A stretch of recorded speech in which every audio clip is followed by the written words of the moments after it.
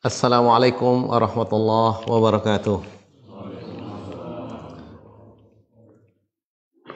Innal hamdalillah nahmaduhu wa nasta'inuhu wa nastaghfiruh wa na'udzu billahi min syururi anfusina wa min sayyiati a'malina. May yahdihillahu fala mudhillalah wa may yudlil fala hadiyalah. Wa asyhadu an la ilaha illallah wahdahu la syarikalah wa asyhadu anna Muhammadan abduhu wa rasuluh. Allahumma salli wa sallim wa barik ala Muhammad wa ala alihi wa ashabihi wa man walah wa man tabi'ahum bi ihsanin ila yaumil qiyamah. Ya ayyuhalladzina amanu taqullaha haqqa tuqatih wa la tamutunna illa wa antum muslimun. Ya ayyuhan nas ittaqu rabbakumul ladzi khalaqakum min nafsin wahidah wa khalaqa minha zawjaha wa bassa minhuma rijalan katsiran wa nisaa'a wattaqullaha alladzi tasaaluna bihi wal arham innallaha kana 'alaikum raqiba. Ya ayyuhalladzina amanu taqullaha wa qulu qawlan sadida. Yuslih lakum a'malakum wa yaghfir lakum dzunubakum wa may yuti'illaha wa rasulahu faqad faza fawzan 'azima. Amma ba'du fa inna asdaqal kalami kalamullah wa khairul huda Muhammadin sallallahu alaihi wasallam wa syarrul umuri muhdatsatuha fa inna kulla muhdatsatin bid'ah wa kulla bid'atin dhalalah wa kulla dhalalatin finnar. Amma ba'du, ikhwati fiddin rahimani wa rahimakumullah. Di antara doa kita setelah kita sholat subuh atau jadi zikir kita ya ikhwas sekalian, yaitu Allahumma inni as'aluka ilman nafi'a wa rizqan thayyiba wa amalan mutaqabbala.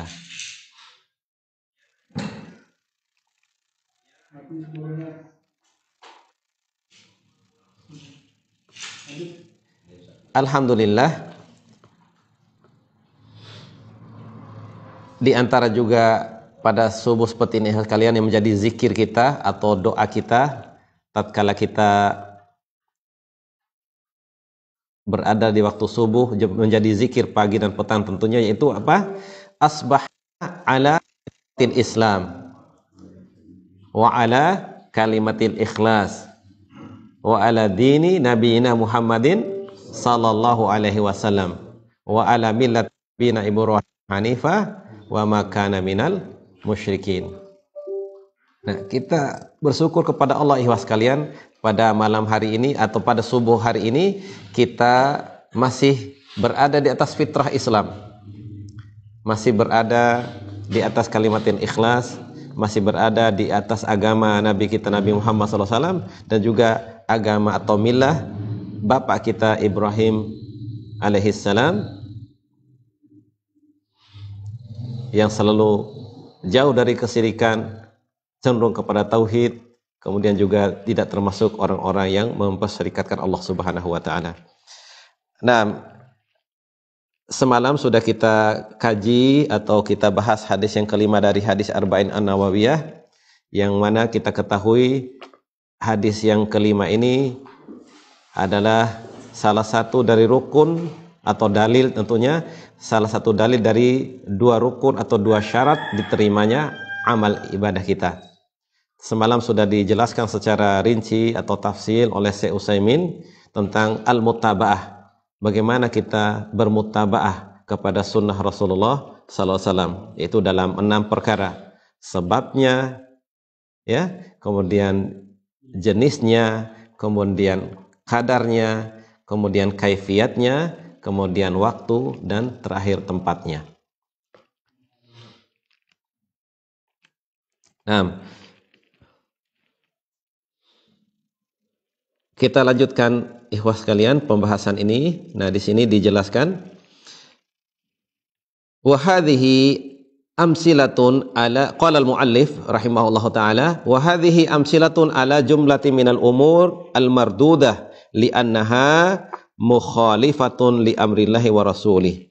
Nah, inilah contoh-contoh, ya, sejumlah contoh dari perkara-perkara yang tertolak kalau tidak kita penuhi 6 perkara itu. Karena apa? Dia tertolak karena dia menyelisihi perintah Allah dan Rasulnya Sallallahu Alaihi Wasallam. Ini ada beberapa contohnya, ikhwas kalian.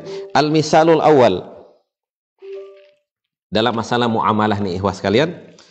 Al-misalul awal, man ba'a aw ishtara ba'dal adhani tsani yaumal jum'ah wa huwa mimman tajibu alaihi al-jum'ah fa'aqduhu batil li'annahu mukhalifun li amrillahi wa rasulih.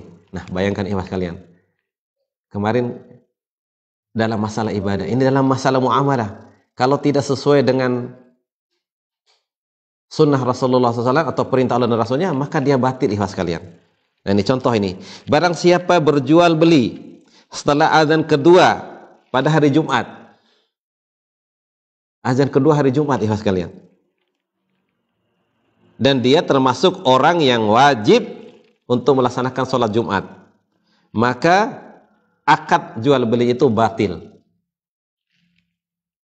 Karena li'annahu mukhalifun li amrillahi wa rasulihi. Ya, kita sudah tahu semua di salat Jumat itu Allah Subhanahu wa taala menyuruh kita semua, kan ikhwas kalian, yaitu ya ayyuhalladzina amanu idza nudiya lis-salati min yaumil jumu'ati fas'au ila dzikrillahi wa dzarul bai'. Nah, itu ikhlas kalian. Hai orang-orang beriman, apabila kalian diseru untuk salat, zikrullah, maksudnya itu adalah salat pada hari Jumat, maka tinggalkan jual beli itu. Sudah azan yang kedua, tinggalkan. Perintah Allah. Maka di sini katanya Syekh Utsaimin, maka barang siapa jual beli setelah azan kedua itu hari Jumat, tentu azan kedua kan maksudnya imam sudah khatib sudah naik mimbar baru azan. Maka perintah Allah dalam Al-Qur'an fadharul bai', tinggalkan, maka tinggalkan itu jual beli. Oleh karena itu sekalian, orang yang melakukan jual beli setelah azan yang kedua ini dan dia termasuk orang yang wajib untuk melaksanakan salat Jumat, maka akad jual belinya batil karena dia bertentangan dengan perintah Allah dan Rasulnya. Seandainya ini terjadi, katanya Syekh Utsaimin, ikhwas kalian, maka wajib dikembalikan. Wajib. Walau waqa'a hadza wajaba raddul bai'. Maka dikembalikan. Dan juga dikembalikan harganya kepada orang yang membeli, dan juga dikembalikan barang dagangnya kepada orang yang menjual. Walihadza, oleh karena itu, lamma akhbara Nabi sallallahu alaihi wasallam bi anna tamra al-jayyid yu'khadhu minhu as-sa' bisa'aini was-sa'aini bisalasa dan seterusnya. Nah, oleh karena itu juga termasuk masalah ini, ikhwas sekalian, masalah dalam muamalah ini, misalnya ada seseorang yang satu sok yang bagus kurma ditukar dengan 2 sok kurma yang kurang bagus atau yang jelek, atau misalnya 2 sok diganti dengan 3, itu tidak boleh, ikhwas sekalian. Qala, kembalikan, katanya Rasulullah SAW dicerita oleh Syekh Utsaimin di sini. Jadi dikembalikan, orang yang menjual dikembalikan, karena ini menyelisihi perintah Allah dan Rasulnya. Tidak boleh seperti itu. Nah, misal, kemudian contoh yang kedua, al-misalus tsani, lau tazawwaja bila waliyin fazawaju batil.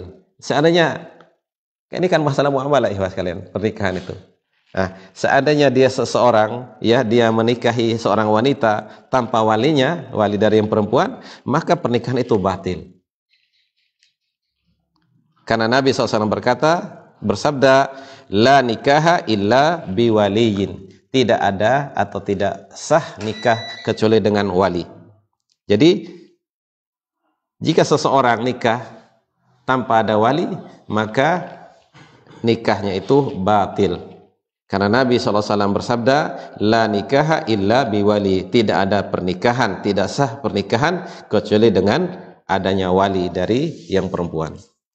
Contoh yang ketiga dalam muamalah, al-mithalus tsalis, Lau talaqa rajulun imra'atahu wa hiya haidun, fahal yaqa'u talaq am aula taqa aula yaqa'?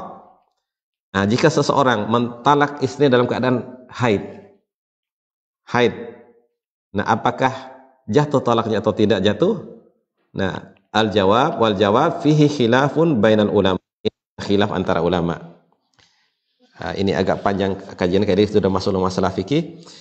Tatkala disebutkan pada Imam Ahmad rahimahullah perkataan bahwasanya tidak jatuh talaknya fil haid, maka dia berkata ini adalah perkataan yang jelek.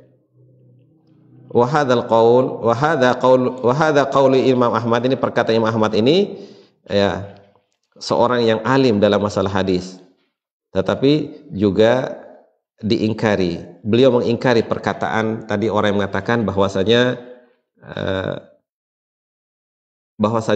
tidak jatuh talaknya. Kemudian juga sebagiannya lagi mengingkari.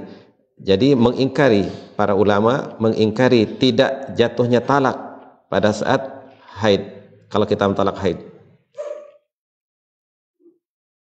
Dan mereka mengatakan wa yarawna anna talaqal fil haid yaqa'u, dan mereka mengatakan bahwasanya ada yang mengatakan bahwasanya talak pada waktu haid itu jatuh talaknya.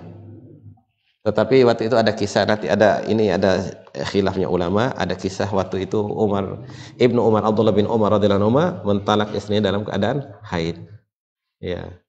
Nah, ada diceritakan. Nah, ini tetapi ada juga yang berpendapat bahwasanya di antara Syekhul Islam, beliau mengatakan tidak jatuh talaknya. Nah, ini masalah khilafiyah kata Syekh Utsaimin. Nah, di sini ada dijelaskan tentang masalah ini. Beliau ceritakan ada kejadian, walakinni dzakartuha, hatta saya ingatkan ini, maksudnya disebut kembali agar orang itu tidak meremehkan atau mengentengkan masalah fatwa tidak adanya atau tidak jatuhnya talak pada saat haid. Bahkan ya ini sudah kaitan dengan masalah fatwa ikhwas sekalian. Sebagaimana juga waktu di zaman Umar, Anda dijelaskan di sini bahwasanya dulu Umar bin Khattab, misalnya orang tuh langsung cerai 3 kali, saya mentalak kamu 3 kali, ya dimudah-mudahkan. Awalnya itu tidak jatuh di zaman Rasulullah SAW, sahabat, Anda diceritakan di sini, pada zaman Rasulullah SAW, pada zaman Abu Bakar, dan juga 2 tahun pada masa khilafahnya Umar bin Khattab, talak 3 itu dihitung 1. Tapi karena manusia pada saat itu mulai dengan berkurangnya ilmu dan sebagainya, mereka mudah menjatuhkan talak 3. Makanya Umar menfatwakan atau menetapkan sebagai khalifah, maka talak 3 itu jatuh talaknya. Ya. Jadi seperti ikhwas sekalian. Nasallallahu alaihi wasallam. Katanya Syekh Utsaimin, qultu hadza li anna nas al'an tala'abu. Saya ucapkan ini atau saya sampaikan ini karena manusia sekarang bermudah-mudah dalam mencerai, atau maksudnya bermain-main dalam masalah mentalak ini. La haula wala quwata illa billah. Dia misalnya dia mentalak karena ada seorang orang yang awam, dia berkata bahwa dia telah mentalak istrinya tatkala dia haid. Ya. Kemudian juga makanya dikatakan fataqulu lahu fa innahu qad waqa'a wa yaqulu laka innahu talikun fil haid, dan seterusnya diceritakan di sini. Ya, al-muhim ikhwas sekalian, dalam masalah muamalah pun kita berupaya agar mengikuti sunnah Rasulullah Sallallahu Alaihi Wasallam.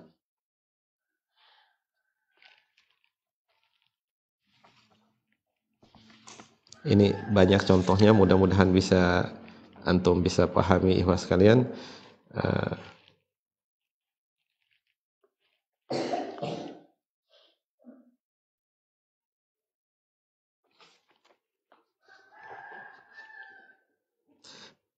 Ada juga contoh yang lain di sini oleh Utsaimin, dikatakan ada contoh misalnya yang bukan termasuk ibadah, yang pada dasarnya dia adalah halal. Misalnya, misal dzalika rajulun amila amalan fi baitihi aw fi sayyaratihi aw fi libasihi aw fi ayyi shay'in min umurid dunya fa ankara alaihi rajulun akhar faqala aina dalilu ala tahrim. Nah, ini ada cerita-cerita contoh yang banyak sekali. Misalnya ada dalam masalah bukan ibadah ini, yang tentu saja dalam masalah muamalah ini sekalian adalah halal atau boleh. Misalnya ada seorang laki-laki melakukan satu amalan dalam rumahnya, atau melakukan suatu pekerjaan atau amalan, atau melakukan pada mobilnya atau pada pakaiannya, atau apa saja dalam masalah perkara dunia. Nah, diingkari oleh atasnya, oleh laki-laki atau saudara yang lain. Maka dia berkata, aina dalilu ala tahrim. Maka ditanya, mana dalilnya tentang keharamannya? Fal qawlu qawlul fa'il. Ya, di sini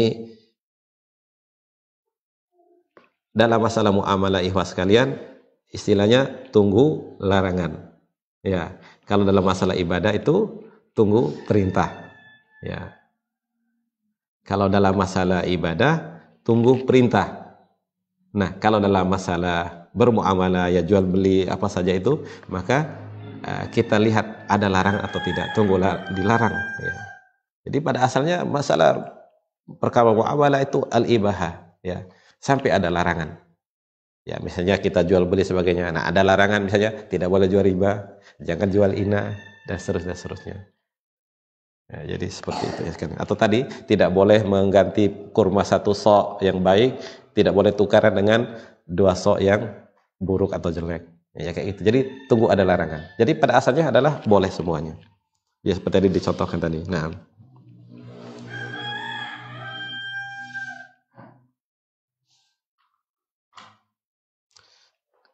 di sini hanya khulasatul qaul dari Syekh Utsaimin ikhwas kalian tentang hal ini. Al-awwal ma alimna anna syar'a minal ibadati fayakunu masyru'an. Jadi ada tiga, berkata Syekh Utsaimin di sini, fa alaihi fanaqul al-aqsam. Jadi ada tiga, terbagi tiga dalam masalah ini ikhwas kalian. Yang pertama, apa yang kita ketahui bahwasanya syariat atau agama kita ini mensyariatkan dalam ibadah, maka dia menjadi masyru', maka dia disyariatkan. Kemudian yang kedua, ma'alimna anna syara naha anhu, maka apa yang kita ketahui bahwa syariat ini melarang darinya, maka fahadha yakunu mamnu'an, maka dia terlarang atau tidak boleh kita lakukan. Kemudian yang ketiga, malam na'lam anhu minal ibadat fahuwa mamnu. Nah, apa yang tidak kita ketahui dari ibadat, apakah ada syariatnya atau tidak, maka dia juga tidak boleh dilakukan. Maka seperti tadi yang kaidah lebih singkat oleh para ulama, dalam masalah ibadah itu tunggu perintah. Ya, ada perintah atau tidak. Sedangkan kalau muamalah kita tunggu ada larangan apa tidak. Ya, jadi pada dasarnya al-aslu fil muamalah al-ibahah.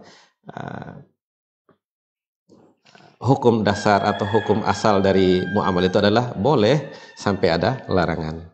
Nah, amma fil muamalat wal a'yan fanaqulu hiya salah satu aqsamin aidan. Dalam masalah muamalah ada tiga juga ikhwas kalian.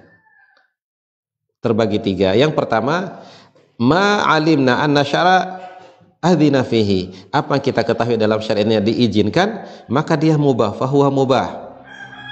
Seperti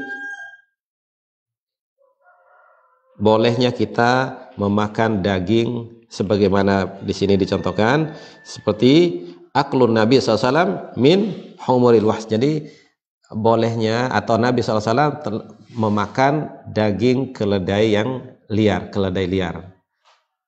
Ya, keledai liar, bukan keledai yang dipakai maksudnya untuk angkutan atau ya untuk angkat barang dan sebagainya. Tapi keledai liar itu jadi halal dimakan. Nah, ini ikhwas kalian. Jadi apa yang kita ketahui, anak ulang, dalam masalah muamalah juga itu ikhwas kalian juga terbagi tiga. Yang pertama, yang kita ketahui bahwasanya syariat agama ini kita mengizinkannya, maka dia mubah. Sebagaimana seperti tadi contohnya, boleh memakan daging keledai yang liar. Kemudian yang kedua, apa-apa yang kita ketahui, ma'alimna anna syara naha anhu kadatin nabi minasiba. Nah, misalnya masalah hewan ternak di sini, masalah makanan di sini, maka apa kita katakan bahasanya syariat ini melarang kita darinya, seperti yang punya taring dari binatang buas, maka itu tidak boleh dimakan. Yaitu tadi secara atau lebih tadi, maka itu jadi kalau ada larangan, kalau dalam masalah muamalah ini sekalian, maka tidak ada larangan gitu. Jadi kalau ada larangan kita tinggalkan. Ya, kalau tidak ada larangan pada dasarnya adalah boleh. Nah, kemudian yang ketiga, mala na'lam anhu, apa yang kita ketahui, bagaimana apakah ini ada larangan atau tidak kita ketahui. Nah, fahadha mubah, maka ini mubah. Li'anal asla fi ghairi ibadah al-ibahan. Ini ada dibawakan kaidahnya oleh Syekh Utsaimin, karena hukum dasar dalam masalah muamalah atau bukan ibadah itu adalah boleh. Nah, jadi seperti itu. Nah, terkait dengan ini ikhwan sekalian, ada yang luput mungkin kemarin, mungkin maksudnya ada sebagian ikhwan tidak mendengar. Kembali ke masalah tadi, bahwasanya syarat diterimanya ibadah itu ada dua ikhwan sekalian, yaitu apa? Al-ikhlas dan mutaba'ah. Nah, ada perkataan seorang ulama yang masyhur sudah sering kita ulang-ulang ini, yaitu perkataan Al-Fudail bin Iyad. Fudail bin Iyad. Antum tahu kisah Fudail bin Iyad? Mungkin sudah dapat cerita dari ustadz-ustadz yang lain. Nah, di sini ana bacakan dulu. Jadi Fudail bin Iyad ini memiliki perkataan tentang masalah syarat terima amal itu. Jadi seorang muridnya bertanya, "Ya Aba Ali, qala Allah Ta'ala, alladzi khalaqal mauta wal hayata liyabluwakum ayyukum ahsanu amala." Ayu ahsanu amala? Ya Aba Ali, ditanya oleh muridnya, "Wahai Abu Ali, Allah Subhanahu wa taala berfirman, dialah Allah yang menciptakan kematian dan kehidupan agar diuji kalian siapa yang paling baik amalnya." Maka ditanya, apakah itu amal yang paling baik itu? Ahsanu amala. Maka beliau menjawab, akhlasuhu wa aswabuhu, yang paling ikhlas dan paling benar. Kemudian ditanya lagi, apa itu paling ikhlas? Apa itu yang paling benar? Maka beliau jawab, al-amalu idza kana khalisan wa lam yakun sawaban lam yuqbal. Wa idza kana sawaban lam yakun khalisan lam yuqbal hatta yakuna khalisan wa sawaba. Al-amalu, suatu amal jika dilakukan itu dengan ikhlas tetapi tidak sesuai dengan sunnah, lam yakun sawaban lam yuqbal, tidak akan diterima. Dan sebaliknya, dia ikhlas, dia sesuai dengan sunnah tetapi ikhlas, maka tidak akan diterima sampai amal itu benar-benar ikhlas dan sesuai dengan sunnah. Nah, ada kisah di sini ikhwas kalian, kisah taubatnya Fudail bin Iyad ini. Maksudnya di sini kita ambil ibrah ikhwas kalian. Jadi sejahat apapun orang ikhwas kalian, atau misalnya ada orang yang mungkin melakukan kesalahan, diibtila, padahal itu diibtila oleh Allah Subhanahu wa taala. Diibtila atau telah diuji oleh Allah Subhanahu wa taala. Jadi bisa jadi orang yang dahulunya berada di penuh dengan dosa dan kemaksiatan, dengan satu ayat atau mungkin dengan satu hadis yang kita sampaikan atau dia dengar gitu, maka bisa jadi itu adalah titik balik. Dia dengan itu dapatkan hidayah taufik dari Allah Subhanahu wa taala. Bayangkan ini, Fudail bin Iyad ini ikhwan sekalian, ada cerita sini ana bawakan pada antum dalam ana kopikan di kitab At-Tahdzib tentang asma'u, tentang rijalul hadis, tentang para perawi hadis itu. Di sini diceritakan seperti ini ikhwan sekalian. Berkata Abu Ammar Al-Husain bin Haris, ada seorang ulama Abu Ammar Husain bin Haris, sami'tu Al-Fadl bin Musa yaqul, saya mendengar Al-Fadl bin Musa berkata, kana Fudail bin Iyad syatiran yaqta'ut tariq baina abyur wa sarkhas. Dulunya Fudail bin Iyad adalah seorang perampok, pembegal, yang suka yaqta'ut tariq, yaqta'ut tariq maksudnya perampok. Jadi berhadang di jalan kafilah yang lewat itu dirampok, orangnya dibunuh dan sebagainya. antara ada nama suatu daerah Abyu dengan Sarkhas di daerah Irak sana.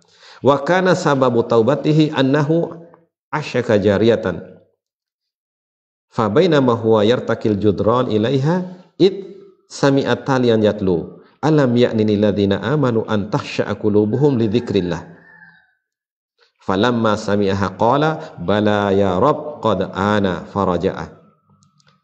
Nih Fudail bin Iyad, ya biasalah orang yang dalam dunia ya maksudnya penuh dengan kemaksiatan seperti itu, dia ingin berfoya-foya gitu, dia ingin dari hasil rampok itu dia mendatangi seorang perempuan ya atau kekasihnya. Tatkala dia ikhwas kalian dia mau naik menuju, tatkala dia menaiki tembok untuk menuju perempuan tersebut, tiba-tiba dia mendengar orang membaca ayat ikhwas kalian, yaitu dalam surah Al-Hadid, alam ya'ni lil ladzina amanu an takhsha'a qulubuhum li dzikrillah, belumkah datang waktunya bagi orang-orang yang beriman untuk takut, tunduk, khusyuk hatinya terhadap untuk berzikir kepada Allah Subhanahu wa taala, terhadap peringatan dari Allah Subhanahu wa taala.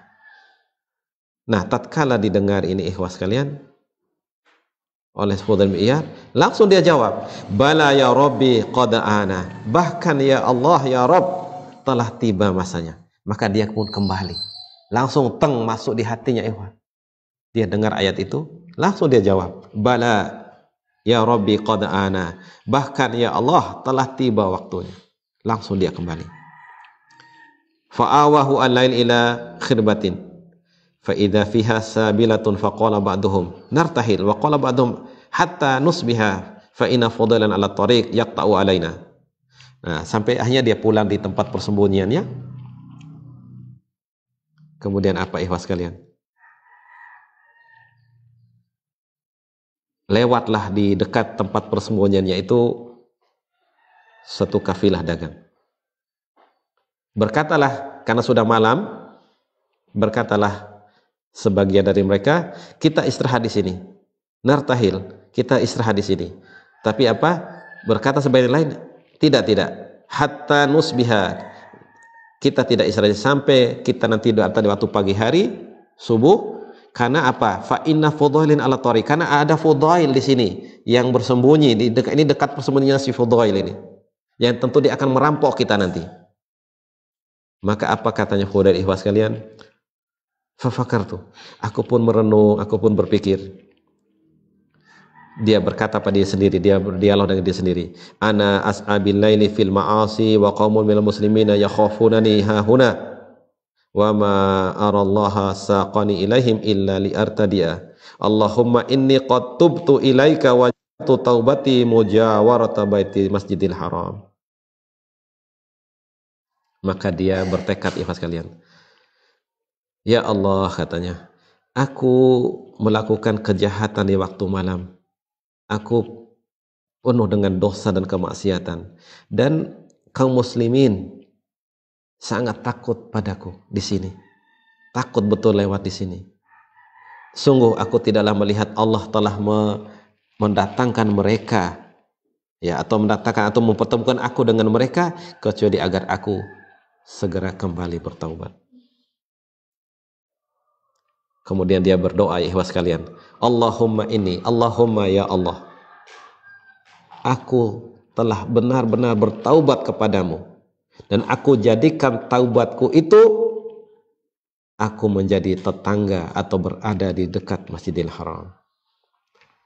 Jadi ana sampaikan ini kisah ikhwas kalian, maksudnya kita ya tahaddus bi nikmatillah, kita sudah berada di atas nikmat Islam dan sunnah ini ikhwah.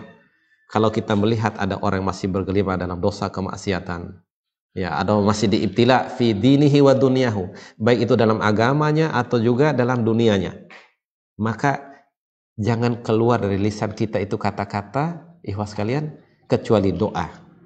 Karena Rasulullah mengajarkan kita doa inda ro'a al-mubtala, Kita diajar oleh Rasulullah, doa yang kita ucapkan tatkala kita melihat orang yang sedang ditimpa dengan musibah atau bala seperti itu. Fi dinihi, dalam agamanya atau dunianya. Yaitu apa, ikhwas kalian? Mudah-mudahan antum juga semua sudah hafal ya tentunya.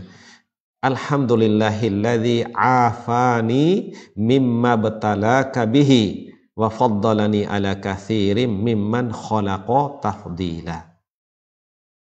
Alhamdulillahilladzi afani mimma batalaka bihi wa faddalani ala katsirin mimman khalaqa tafdila. Segala puji bagi Allah yang telah memberikan afiat kepadaku, memberikan keselamatan kepadaku atas cobaan atau musibah atau bala yang menimpa diri engkau. Wa faddalani ala katsirin mimman khalaqa tafdila. Jadi kita bersyukur pada Allah ya sekalian. Mungkin kita juga sama seperti itu. Ya maksud atau mungkin ada orang masih melakukan bid'ah dan sebagainya. Jadi kita nasihati, maksudnya jangan sampai ada terbersih di hati kita ikhlas kalian. Karena bisa jadi seperti ini Fudail bin Iyad. Bayangkan tokoh perampok ditakuti oleh seluruh negeri. Tapi dengan satu ayat yang dia dengar, satu hadis mungkin dia dengar, satu penyampaian dari kita yang kita nasihati dengan dari hati kita, insya Allah akan nyampe pada hatinya. Mungkin bisa jadi itu langsung dia berbalik arah. Allah berikan taufik kepada dia. Bayangkan ini, sudah lagi mau berbuat kemaksiatan, ya kalau dalam bahasa ini sudah bersama perempuan itu lagi udah naik kamarnya perempuan, tiba-tiba dia dengar ayat Allah dibacakan. Maka dengan itu langsung dia katakan bala al-ana ya Rabbi qad ana, ya Allah telah tiba masanya. Jadi seperti itu sekalian. Ya kita juga dulu mungkin ingat diri kita masing-masing ya, mungkin belum Allah berikan taufik pada hidayah kepada sunnah dan sebagainya ya, atau ada hal-hal yang mungkin kita lakukan dosa dan kesalahan. Alhamdulillah Allah selamatkan kita. Nah termasuk juga ikhwas kalian, doa ini bisa antum amalkan. Misalnya antum melihat orang di jalan, orang yang kena musibah mungkin tabrakan ya, atau apalah gitu ya, mungkin ada orang yang pincang dan sebagainya atau apa tuh. Jadi begitu pertama kali yang antum lihat itu, begitu mungkin pas antum angkat mata ikhwas kalian, yang antum ucapkan doa itu tadi.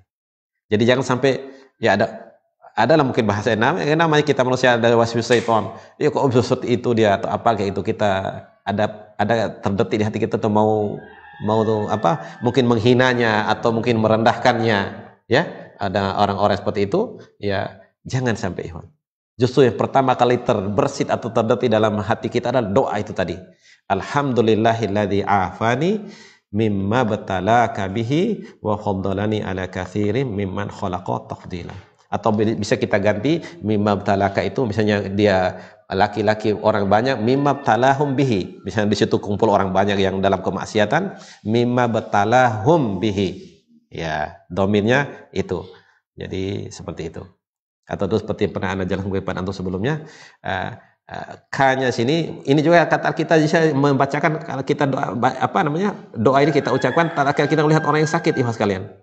Tapi apa dulu waktu Anda tanya Syekh di Makkah, waktu Anda tanyakan tentang doa ini, tapi jangan dibesarkan suaranya ya di hadapan orang sakit itu. Jadi agar dia juga tidak sedih, maksudnya dia tidak bersedih juga hatinya. Maka kita doalah dalam hati kita atau kita berbisik. Jadi alhamdulillah afani mimma, karena asal dari doa itu mimma btalaka bihi. Jadi kita lihat orang di situ. Jadi engkau gitu. Jadi segala puji bagi Allah yang telah menyelamatkan, memberikan aku afiat pada apa musibah atau bencana bala yang ditimpakan kepadamu.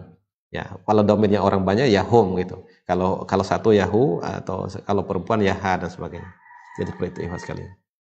Mudah-mudahan bisa antum murojaah kembali doa tatkala melihat orang yang ditimpa musibah ini ikhwas sekalian. Sekali lagi ana mungkin baca biar antum mungkin langsung hafal juga sekarang. Jadi alhamdulillahilladzi afani mimma batalaka bihi wa faddalani ala katsirin mimman khalaqa tafdila. Apa di akhir dari hadis itu Rasulullah katakan lam yusibhu tikal musibah kainan mangkana. Maka dia tidak akan ditimpa dengan musibah yang sama siapapun orangnya ya.